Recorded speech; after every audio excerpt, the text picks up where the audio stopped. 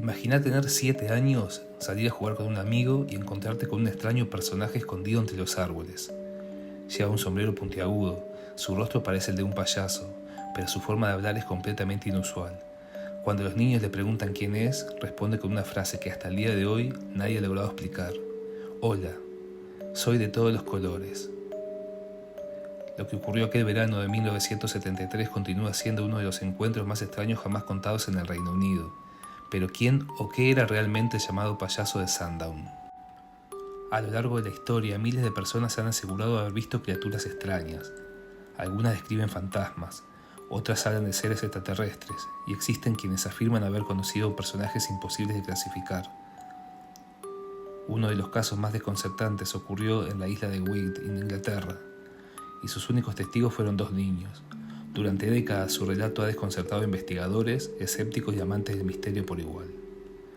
En el verano de 1973, 2 niños paseaban por un sendero cercano a Sandown. Mientras caminaban, escucharon un extraño sonido proveniente del bosque.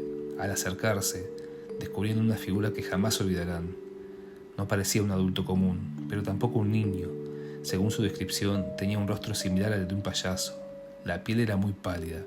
Llevaba un sombrero puntiagudo y vestía una especie de túnica amarilla.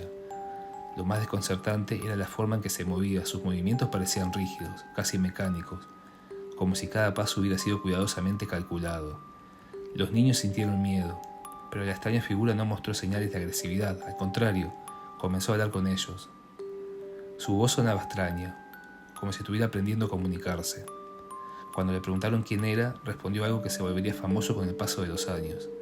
Hello, and I am all colors. Hola, y soy de todos los colores. Aquella frase desconcertó completamente a los niños. No parecía una respuesta normal y tampoco explicaba quién era realmente aquel extraño personaje. Después de unos minutos, el supuesto payaso invitó a los niños a seguirlo. Los condujo hasta una pequeña construcción escondida entre la vegetación. El lugar era extremadamente sencillo y, según el relato, dentro apenas había algunos muebles improvisados y distintos objetos que los niños no lograban identificar. Lo más extraño era que el personaje parecía vivir completamente solo. Mientras hablaba, sonreía constantemente, pero sus respuestas resultaban cada vez más difíciles de entender, como si utilizara palabras conocidas, pero expresar ideas que completamente eran diferentes. Los niños permanecieron allí durante un tiempo, conversando con aquella misteriosa figura, sin imaginar que décadas después su historia sería considerada uno de los encuentros más extraños jamás relatados en Gran Bretaña. Pero lo más desconcertante, una vez dentro de la pequeña cabaña, los niños comenzaron a hacerle preguntas. Querían saber quién era, de dónde venía y por qué vivía completamente solo. Las respuestas, sin embargo, eran tan extrañas como su apariencia. Según el relato, el personaje hablaba en frases cortas. A veces respondía de forma lógica, pero otras veces parecía no comprender preguntas muy simples. Era como si estuviera aprendiendo a comunicarse, o como si el idioma no fuera realmente lo suyo. Cada respuesta dejaba más dudas que certezas. En un momento de la conversación, uno de los niños le preguntó directamente si era un hombre. La respuesta fue desconcertante. El extraño personaje respondió que no era un hombre. Tampoco dijo ser una mujer. Simplemente evitó definirse. Algunos relatos incluso afirman que se describía como una especie de entidad, un ser diferente, algo que no pertenecía a ninguna categoría conocida. Aquellas palabras quedaron grabadas en la memoria de los niños, porque más allá de su aspecto, su comportamiento resultaba completamente fuera de lo común. Mientras hablaban, los niños observaban el interior del lugar con más atención. Había objetos dispersos por todas partes, pero ninguno parecía tener una función clara.